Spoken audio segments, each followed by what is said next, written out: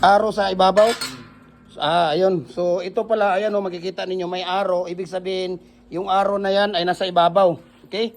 Nasa ibabaw ang mga aro. Okay? Tingnan ninyo ng ano yan ha. Tingnan ninyo ng maigi yan, no?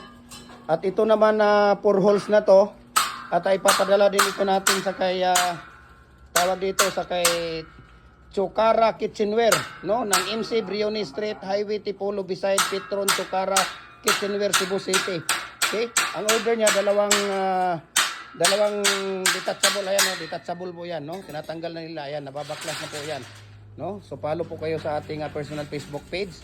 Jim Hardware and Kukulamber Concrete Products, Balulang Brands, Jim Hardware and Kukulamber Concrete Products, Kanituan Brands, Triple A and F Kukulamber, located at Mayahay, Lumbia, Cagayan de Oro City. Sa ating Instagram account, Felix_Pagikan 2000. Sa ating personal Facebook account natin, Felix Tan Pagikan Jr. Sa ating YouTube, Jim Hardware and Kukulamber and Concrete Products, no? Ayan.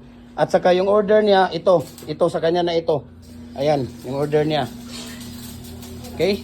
Yung detachable na dalawang set at saka itong dalawa na fix, yo. Ito ay papadala natin sa kay tawag dito sa kay Joyce Remedio ng Chokara Kitchenware. MC Brioni Street, Highway Tipolo beside Petron Chokara Kitchenware, Cebu City, no? Ayan, so mabuhay po tayo. God bless po sa ating lahat. Ayan.